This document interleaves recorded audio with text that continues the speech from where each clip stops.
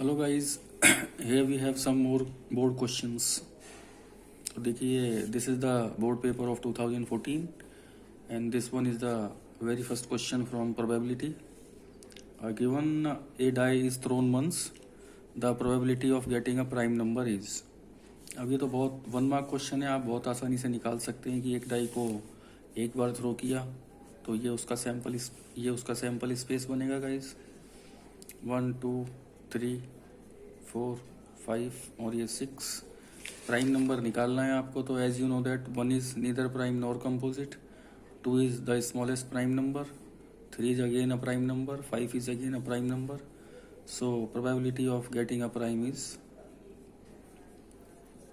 favorable outcome. We have 3 prime numbers over there and total outcome 6 and probability is 1/2. So you can see there option 1/2, the third option is the correct option. अब देखते हैं कुछ और next question इसमें है बिल्कुल है। This is from Pythagoras theorem. A ladder 15 meter long just reaches the top of a vertical wall. If the ladder makes an angle of 60 degree with the wall, then the height of the wall is.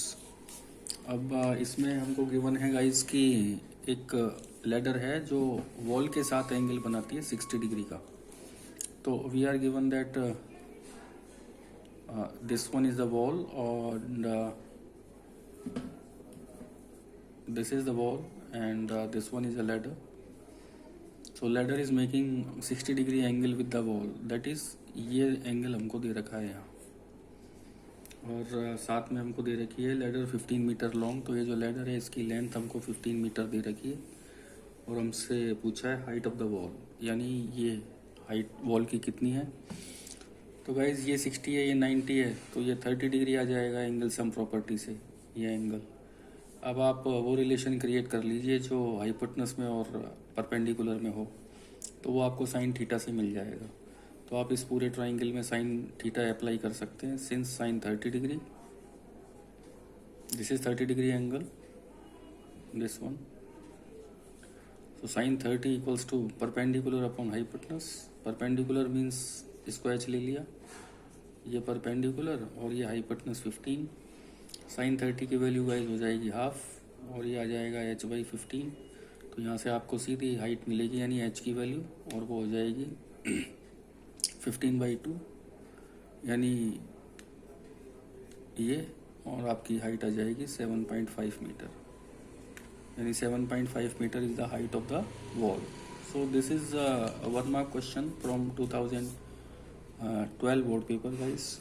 Moving on the next one.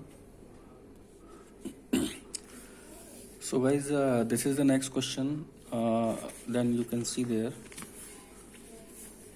a box contains cards numbered 6 to 50. A card is drawn at random from the box.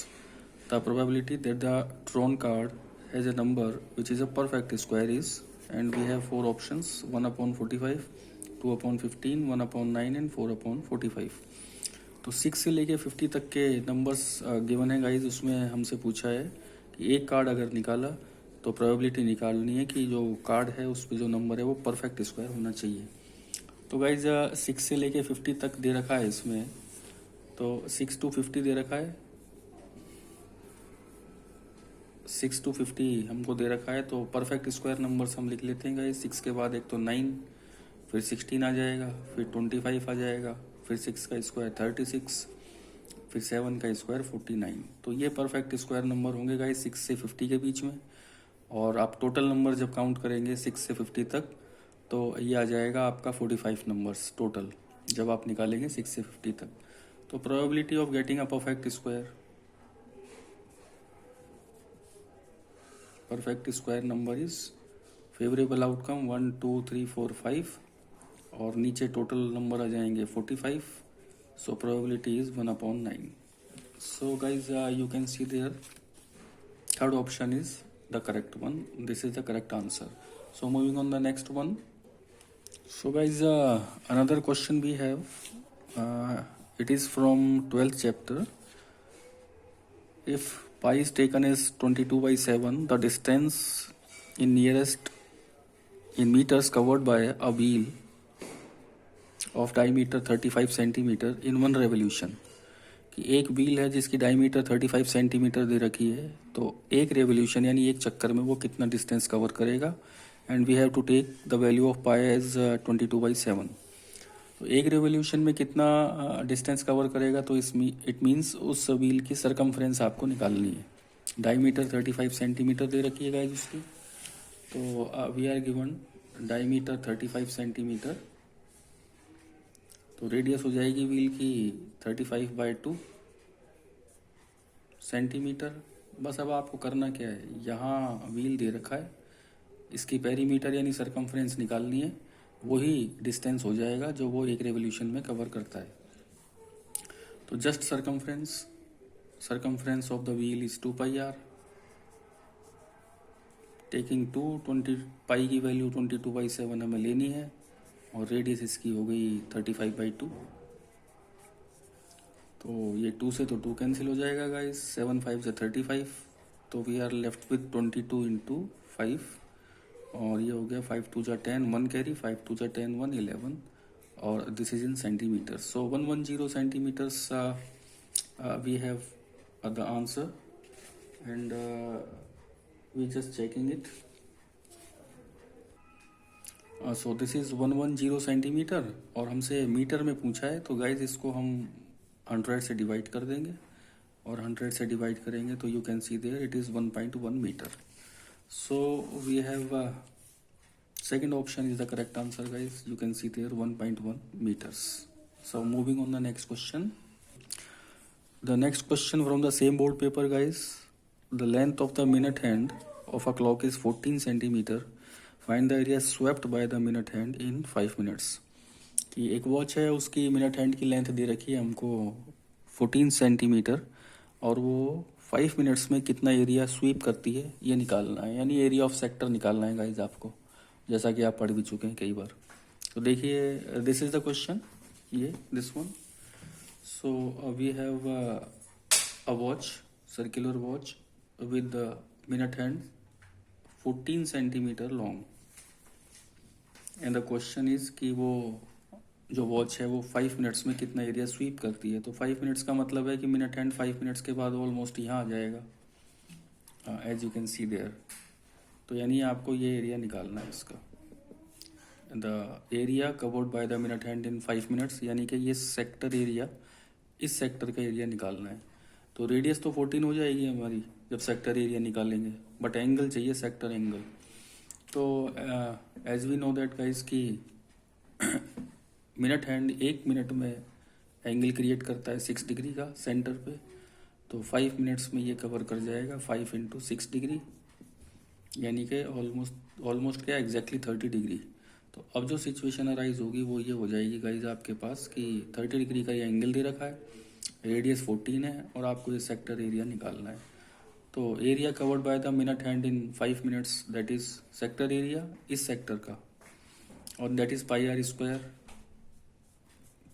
πr² theta upon 360 degree according to the formula.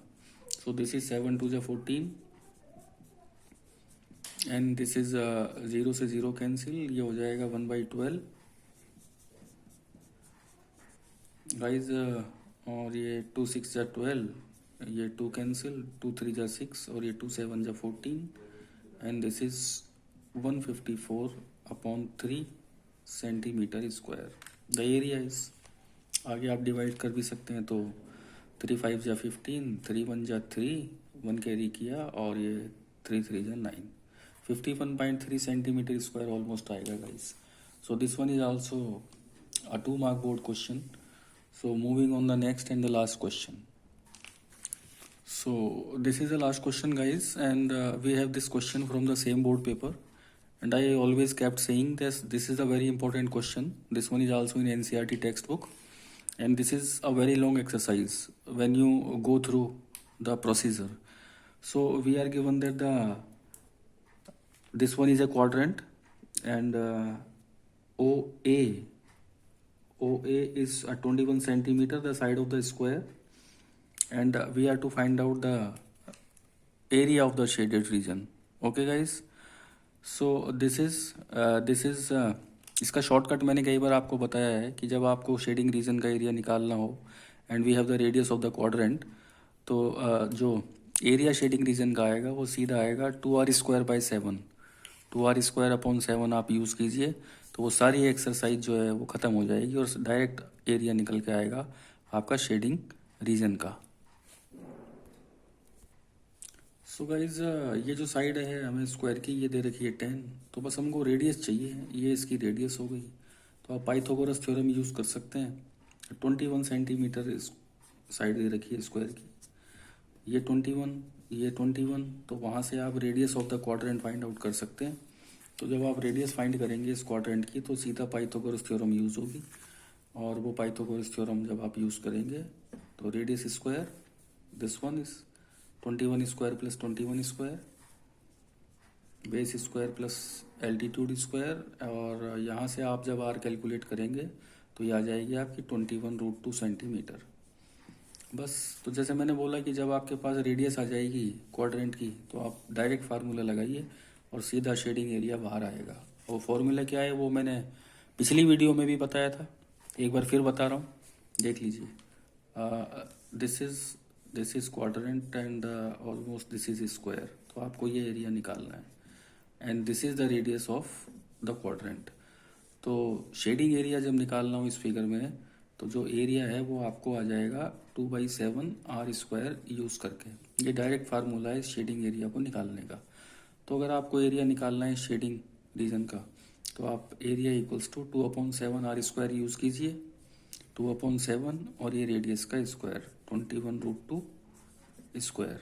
So thus it becomes 2/7, 21√2 into 21√2, ये हो गया आपका 2/7, 21 into 21 into 2,